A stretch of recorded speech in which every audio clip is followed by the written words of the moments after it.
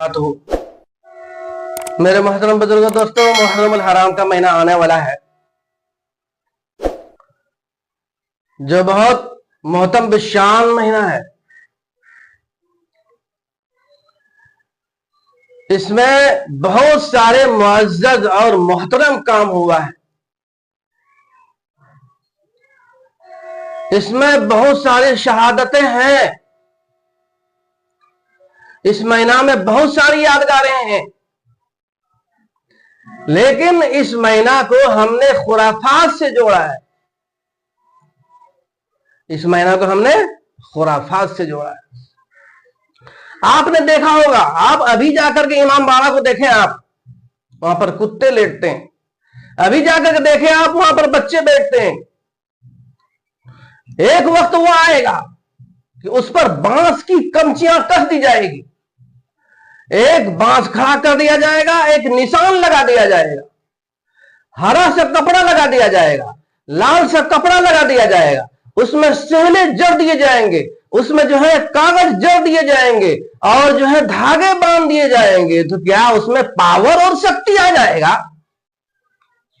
क्या उसमें कोई शक्ति और कोई ऐसी पावर आ जाएगी जिसको औलाद देने की सलाहियत होगी, जिसमें बच्चे देने की सलाहियत होगी?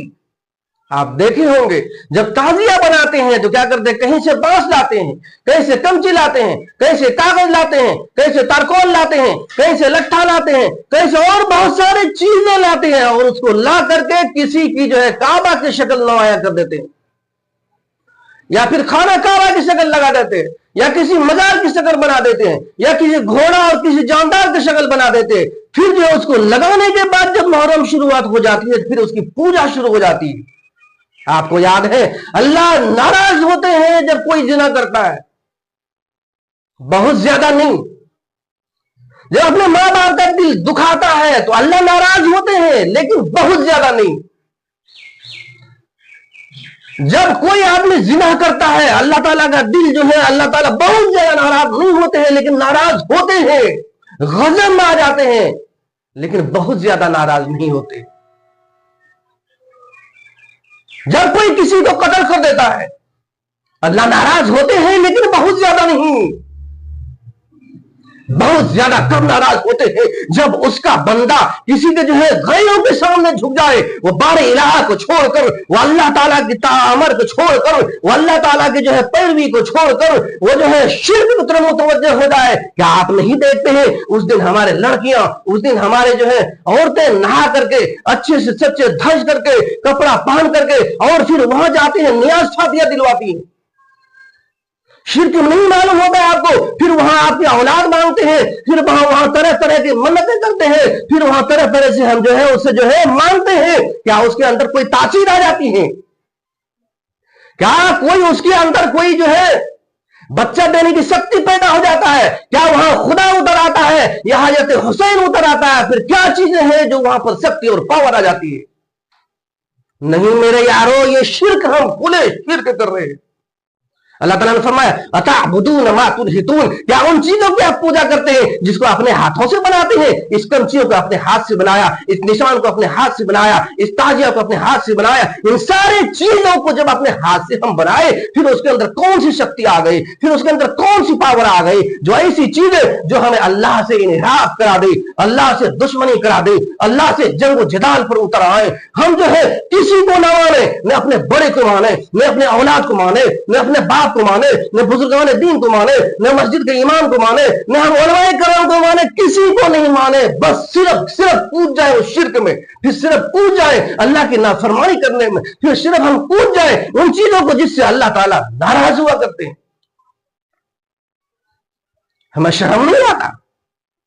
अल्लाह ताला ने फरमाया, जब कोई आदमी शिर्क करने लगता है, हमें छोड़कर दूसरों की इबादत करने लगता है, बहुत ज्यादा गजब आता है, बहुत ज्यादा गुस्सा आता है। इसीलिए फरमाया, हम सारी चीजों को माफ कर देंगे, सबको बख्श देंगे, लेकिन याद रखना, शिर्क करने वाले की कभी बख्शाइश नहीं है। शिर्क करने वाले की कभी बख्शाइश नहीं है।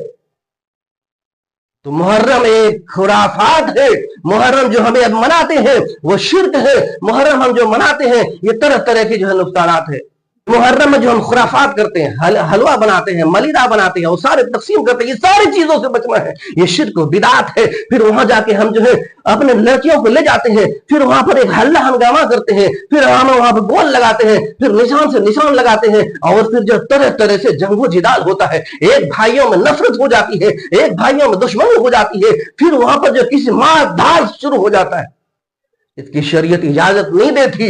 ایک جو ہے بیمار انسان ہوا کرتا ہے، اس کا دل دھک دھک دھک دھک کرتا ہے، لیکن وہ جو ہے اس ڈھول کی وجہ سے، اس تاشا کی وجہ سے، اس آجا آواز کی وجہ سے، اس نوحہ کی وجہ سے، اس چلاہٹ کی وجہ سے جو ہے اس کا دل کانپتا رہتا ہے، وہ بیمار ہو جائے، بہت سارے آدمی تو مر جاتا ہے۔ کیا آپ کو اس کا جواب کل قیامت میں نہیں دینا پڑے گا؟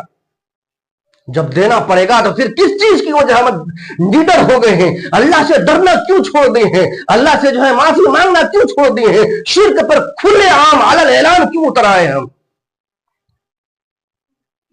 اور کیا یہ نہ لگتا تعبدون ما تنحتون، کیا ہم انہی چیزوں کی پوجا کرتے ہیں، انہی چیزوں کو ہم جو ہے انہی چیزوں کے سامنے جھکتے ہیں جس کو ہم خود اپنے ہاتھوں سے بناتے ہیں؟ تازیہ اپنے ہاتھوں سے بنایا، نشان اپنے ہاتھوں سے بنایا، اس کے اندر کپڑا اپنے ہاتھوں سے چڑھایا، بانس اپنے ہاتھوں سے چڑھایا، وہ ساری چیزیں جب اپنے ہاتھوں سے چڑھا دیا تو اس کے اندر شکتی اور پاور اور اولاد دینے کی شکتی ہمارے منتیں کہاں سے پورا ہوتی ہے؟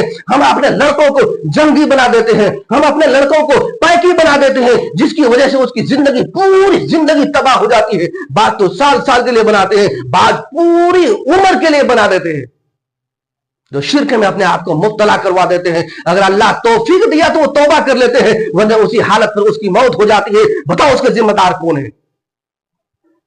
تو میرے یاروں ان سارے چیزوں سے توبہ کرنا ہے۔ اللہ تبارک و تعالی ہمیں بھی اور آپ کو بھی محرم کے خرافات سے بچنے کی توفیق عطا فرمائے۔